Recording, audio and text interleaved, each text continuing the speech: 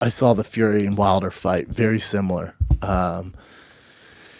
People call it if I've seen people say the greatest trilogy of all time, one of the greatest trilogies of all time. Is it though? I don't mean to be a hater. Is it? Let's look at the 3 fights. This last fight, by far the best fight. First one, Fury was doing work, and then the big kind of takeaway from that is he got knocked the fuck out and then woke up like the Undertaker and came back. But most people had Fury win that fight, right? I can't count, so I gave Wilder the fight, and Tyson Fury had to DM me and go, dude, where the fuck did you learn to count? Even on your show, you count the rounds. I still won the fight. I was like, oh, you're right, dude. He's like, yeah, man. I was like, fuck, you're right. Sorry, Tyson. And then the second fight, Tyson just completely dominated, had Deontay Wilder's back foot. And then Deontay Wilder fires his team, and you're supposed to get Fury Anthony Joshua. Then Wilder exercises his rights and basically sues, and then gets this third fight, hires a whole new camp. And it's always very alarming whenever a fighter at that high of a level fires his camp. Very alarming. Now, it's different if you add assets to your team, like what Kamaru Usman did with Trevor Whitman, stuff like that. But he still has his original team. He's just adding supplement coaches that are specialists to make him better. That's different than firing your entire team and moving and just rehauling. That means you have a loss of identity. So when I heard Wilder did that, I was a little alarmed. But then when you watch him in the first, I'd say 3 to 4 rounds, probably the smart choice. He looked way better. His jab, he finally got his jab to work. Really went more to the body. I wish he went more up top more. But you could tell that, it was probably the right choice to go with that camp. But as I told you guys, last weekend on Fighting the Kid, there's not enough hours in the day. There's not enough days in the week. There's not enough fucking weeks in the year to make up for the lack of experience Wilder has compared to a guy of Tyson Fury's caliber. There's just not. So there's only one way for Deontay Wilder to win, and that's by knocking him out with that right hand. However he wants to get there, that's the only way he can win. He's not going to outbox him. He's not going to outwit him. He's not going to slick and, Philly shuffle. There's none of that. He can only win one way, by landing the right hand. And he landed it twice. Knocked him down. Was that the 4th round knockdown twice, Chin? Mm-hmm. Knocked down twice.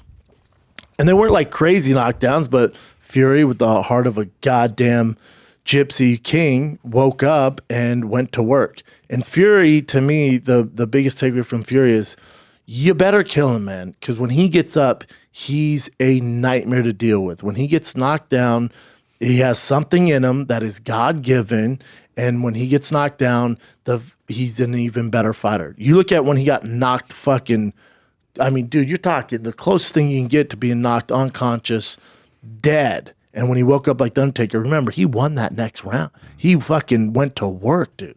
So there's something about when Tyson Fury gets hit, if you don't put his lights out, you put him to sleep, you've woke up this sleeping gypsy giant. That's what happened with Deontay Wilder. Because after that, Fury kind of take over. It was a good fight back and forth, but for the most part, Fury did work. Even on the scorecards, he was getting it done. I thought Deontay Wilder looked better, but even with that improvement, he still doesn't have the technique, the mindset to beat a guy like Tyson Fury. It's just not there. He has to land that right hand.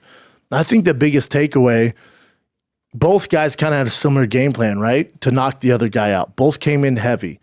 It's alarming to me when Tyson comes in that heavy because of the issues he's had in the past with his mental illness, stuff like that. So Deontay Wilder coming in heavy, that's just all muscle. That's fine, I guess. But with Fury coming heavier, I guess for me it was a red flag. I went, oh, did he not train for this? He did, and obviously he knows what the hell he's doing. He came in heavier because his entire game plan, if you rewatch the fight, was to wear Deontay Wilder out early in the rounds and then knock him out later. Because Deontay Wilder has a cardio issue. Being that big of a dude, being that muscle bound, it's definitely a cardio issue. So his game plan was to, kind of rough him up, beat him up, lay on him, wear him out, and then knock him out later in the rounds. Weird. It's like that's exactly what happened. For Deontay Wilder coming a little heavier, I was all right with it. I was all right. It wasn't that alarming because it wasn't that heavy and it's muscle, but it is going to be a cardio issue. And you saw how tired Deontay Wilder was. In the 5th round, after Wilder thought he was going to get him out of there, that 5th round when Tyson's, he woke up the Gypsy Giant, but they're both pretty exhausted. I looked at David. I went, man, you never want to see heavyweights this tired in the middle of the fucking fight. It's a bad combo. But those guys figured it out. You know, they're both professionals, put on a show, didn't look unprofessional, sloppy. Wilder is not a guy that is going to knock you out from the clinch. He's not going to dirty box you. He's not a guy who's going to, tee off and throw combos against the ropes. He has to be there's a certain sweet spot where he needs to be in order to land that right hand. And in order for that to happen, he has to have the guy on his back foot. The most alarming thing to me was his footwork, especially once he got knocked down. That first time he got knocked down, and also remember, Tyson was landing that right hand early on too. That should have been an indicator that he can get knocked out later. Because if he can land that right hand early on when Deontay's fresh and his footwork was decent, and once he got knocked down, he reverted back to the old Deontay. He was just trying to land the big shot, just trying to land the right hand, doing whatever he can to land that right hand. And once that happens, you only have one tool. Tyson Fury is just too goddamn good. I think we're caught up in the moment right now, and that was a good fight, and Tyson did get knocked down twice, but for the majority of that fight, he was winning. He was winning. Then ended up walking KO home run, so he won the majority of those rounds. The second fight, completely dominated. First fight, won the majority of the rounds, but he did get knocked down and came back up. So if you look at the overall body of work, was it the best trilogy fight of all time? One guy's the better fighter, and it couldn't be clear, man. It's not like one guy won, it's back and forth, and there's these wars, and it's back and forth. Like this fight, with 5 knockdowns total, that's fun as shit for a heavyweight fight. That's great. But overall, round for round, if you tally up the 3 fights, what do you have? 7 rounds for the second fight. 12 7, 19. 11. So 30 rounds. 30 rounds out of the possible 36 rounds. How many did Tyson win? Out of 30? Probably 25 of them? Maybe 24 of them? Pretty dominant, man. And the second fight was a shutout, a complete shutout. And this next one, walk-off home run, finished him. And he's not even a knockout artist. Greatest trilogy? Do you want to go back and look at all the trilogies? I know we all hyped and we're in the moment, and if you're a new boxing fan, it's probably a pretty good trilogy to you. But the best of all time? No, come on, man. The guy can't dominate that many rounds, at least 25 out of 30 rounds, and call it the greatest trilogy. Trilogy has to go back and forth. There's also an argument that Deontay didn't win any of the fights. He's 0-3. So how are you going to say it's the greatest trilogy when the guy's 0-3? 0-3, man. Come on, dude. Come on. But you loved it, Hunchin? Loved it. That shit was entertaining. Yeah, very entertaining. All right, let's take another break. Keep these lights on. That's how we get it done with these advertising things here. Hey, dudes, listen, I see a lot of bros at my show. It's a real cockfest. And I got to be honest, man, a lot of y'all going bald, and you're not doing anything about it. How about this? 2 out of 3 bros will experience some form of hair loss by the time they're 35. More than 50 million bros in the U.S. suffer from male pattern baldness. So my friends at Keep want to help you keep your hair. Keep offers a simple, stress-free way to keep your hair, all right? It's low-cost. Treatment starts just $10 per month, and Keeps offers generic versions. Discreet little package shows up, man. Proven results. Nobody has to know you're trying to get your hair like Fabio, all right? Nobody has to know. Keeps has more 5-star reviews than any of its competitors. Prevention is key. Keep what you got, man. Treatments take 4 to 6 months to see results, so act right now before you look like George Costanza. If you're ready to take action, prevent hair loss, go to keeps.com/BTB to receive your first month of treatment for free. That's keeps.com/BTB, keeps.com/BTB. And Rue says he wants Tyson Fury next. That'd be cool. Would it? For me. So now, if your attention to the winner of Anthony Joshua in spring 2022, a rematch clause was triggered when Usyk beat Joshua. And this is what's interesting about Fury, and this is why I think he's so likable, because it's real too. Wilder didn't want to talk to him after the fight, and Tyson was like, "Dude, I'm a sportsman. Yeah. We went through this together. I was trying to say, great fight. These are classic fights. You're a legend. You're just the second best guy in the world." He goes, "I've always said Wilder's the second best, and I'm the best, and it is what it is." So I was trying to show my gratitude towards him. He didn't want to have any of it. It's a bummer. That's his issue. That's a bummer. Yeah.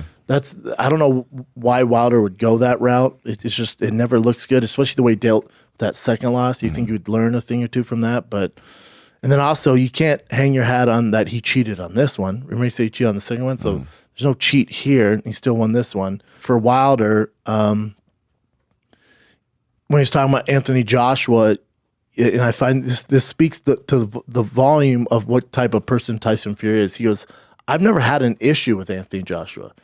He had the belts. He was just a goal to get those belts.